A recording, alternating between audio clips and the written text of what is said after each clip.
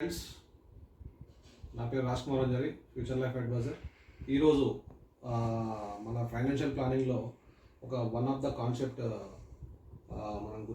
గురించి తెలుసుకున్నాము. That is emergency fund. Emergency fund అంటే అత్యవసర నిధి.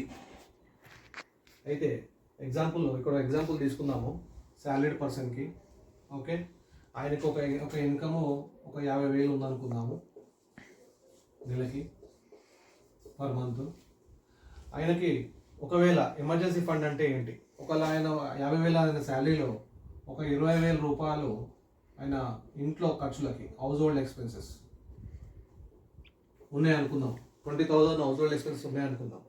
సో ఆయనకి ఇన్ కేస్ ఏదైనా రిసెషన్ వల్ల జాబ్ లాస్ అవ్వడమో, లేకపోతే జాబ్ చేంజ్ అయ్యి ఒక 6 monthsకి గ్యాప్లో ఏదైనా 6 months గ్యాప్ ఉన్నప్పుడు ఆ ఫండ్ ఎలా కావాలి మనకు, ఓకే, 6 months ఎలా గడుస్తుంది జాబ్ లేనప్పుడు.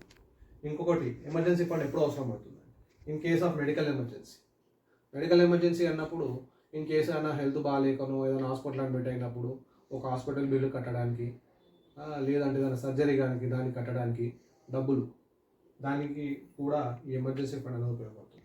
థర్డ్ వచ్చేసి, ఇన్ కేస్ ఆఫ్ డెత్ అయినప్పుడు ఆ ఫ్యామిలీ, ఆ పర్సన్ ఏవైతే ఉన్నారో అతనికి డెత్ అయినప్పుడు ఆ ఫ్యామిలీకి ఇన్కమ్ ఎలా వస్తుంది. అండ్ ఫోర్త్ వచ్చేసి, in case of permanent disability అయిపోయాడు. డిసబిలిటీ అయినప్పుడు ఆ ఫ్యామిలీకి కానీ అతనికి కానీ ఇన్కమ్ కావాలి.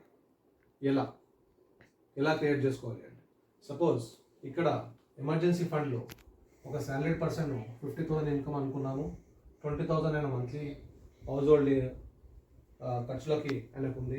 ఆయన వేరే జాబ్ ఎత్తుకోవడానికి ఈయన ఈ 20,000 ఇంటూ ఒక 6 months అంటే 1,20,000 ఫిక్స్డ్ డిపాజిట్ చేసుకోవాలి.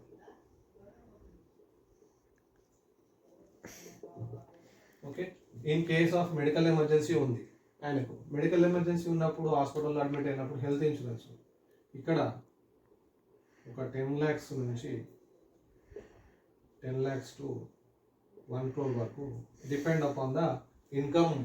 ఆయన ఇన్కమ్ బట్టి అది చూస్ చేసుకోవచ్చు.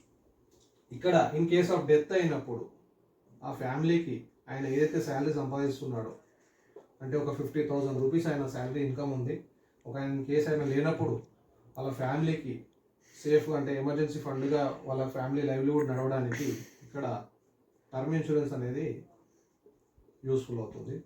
In case of permanent and disability అయినప్పుడు ఇక్కడ ఒకటి యాక్సిడెంటల్ ఇన్సూరెన్స్ అనేది మ్యాండేటరీ ఉండాలి. అయితే మీకు ఫిక్స్డ్ డిపాజిట్ కావాలన్నా, లేదా హెల్త్ ఇన్సూరెన్స్ కావాలన్నా, టర్మ్ ఇన్సూరెన్స్ కావాలన్నా, ఈ యాక్సిడెంటల్ ఇన్సూరెన్స్ కావాలన్నా నన్ను సంప్రదించవలసిందిగా కోరుచున్నాము. నా నంబర్ వచ్చేసి 8686855969. Thank you.